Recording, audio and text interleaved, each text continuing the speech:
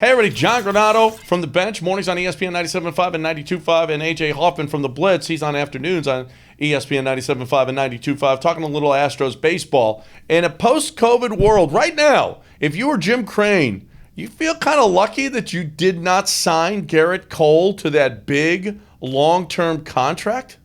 Oh, that's a tough question. When you consider, would Gerrit Cole have made a difference for you this year, like this last season where you made it to the Game 7 of an ALCS? Would Gerrit Cole have made a difference? My guess is probably so. Going into next season where Justin Verlander will not pitch and Zach Greinke looks to be in a steady decline, would it be nice to have a built-in number one for maybe the last year or two of your window for a championship? Certainly.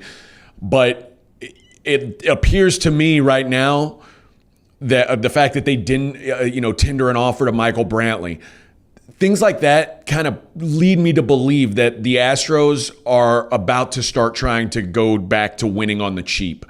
And Jim Crane, if that's his plan, is probably really happy that he didn't pay Gerrit Cole a whole pile of money. Yeah, well, I think you've got some good young starters. We saw Cole not win anything with the Yankees as well. I mean, they got beat by the same team the series before that the Astros got beat by.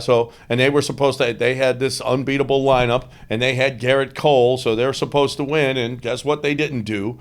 I don't know. I think seeing a lot of these young pitchers come up now, I feel pretty good about even without Verlander next year. Now they've got to do over 162 games. They're not going to get into the playoffs with a 2 games under 500 record. All of those things are going to be different. But I really feel I feel good about this team and its championship window right now.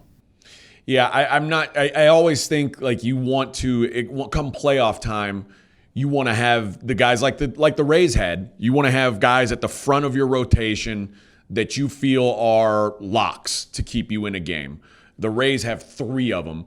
The Dodgers probably have 3 of those guys.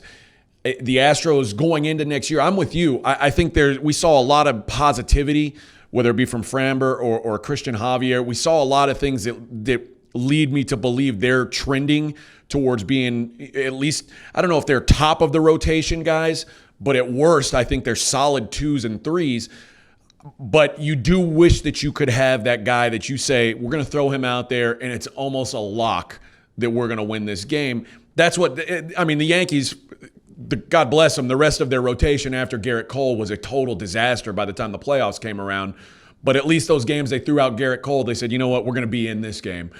That's always a nice luxury to have. But again, if you're talking about if they paid Gerrit Cole, would that mean they had no shot at Correa and Springer?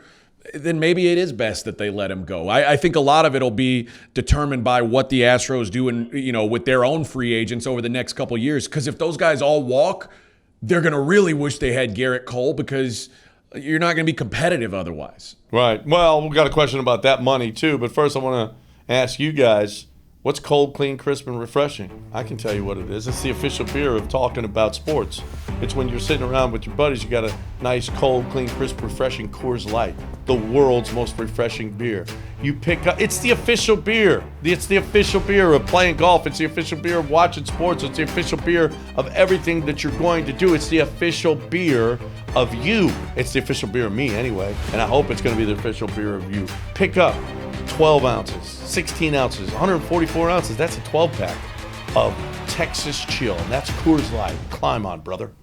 I'm going to tell you this right now, AJ. Pitching, what we saw with the Rays and what we're seeing now, analytically, you get 2 times through the lineup and the manager's coming out and he's going to his bullpen. I ain't paying a guy $36 million anymore. I don't know. I don't know that any guy's worth it. Now I think a Gerrit Cole can get through a lineup 3 times, and you hope. But if not, with Greinke, and dude's making $36 million, they don't even 24 from the Astros, but they don't even keep him in there into the 6th inning. But Greinke's not Gerrit Cole anymore. Like Greinke's not that level of a guy anymore.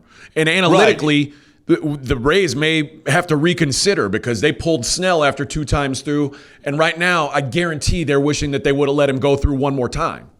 Absolutely, but they let Charlie Morton go. Because, and you know why? Because their philosophy is we're going to the bullpen anyway. Why are we paying a guy when we're in a small market? Why are we paying a guy $15 million? If you want to know the truth, give me Charlie Morton next year for 12. I'll take Charlie Morton for 12 or even 15 over a lot of guys that you would pay 30 for. It's a better value. But here's the other problem with that. The Rays have the luxury of only forcing guys to go through 5-6 innings because they have a lot invested in their bullpen. They've got a lot of good bullpen arms.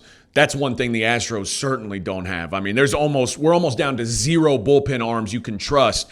It almost needs to be a clean slate for the Astros. So that's something they're going to have to focus on. If that's the model they're going to shift to, is get cheaper starting pitching that doesn't go for 7-8 innings. You have to get some more reliable guys in the bullpen. And the Astros right now have none. Well, and that's what you got Jim Click for. You know, who knows? I mean, Javier slated as a starter, but he could be, who knows? He might be a closer. Paredes might be a closer. Presley, we hope, comes back. Peacock may be back. I mean, you could have, on paper, you could have a good bullpen, and guess what? You're going to need it because you've got a lot of young arms and a lot of guys that you're not sure about that you're going to have to count on next year. So I'm not you had a guy like McCullers who made it through the season healthy. Who knows? He'll do that again. And relatively healthy, he made it through. I mean, through 162 games, the likelihood of that, what we've seen historically, is almost 0.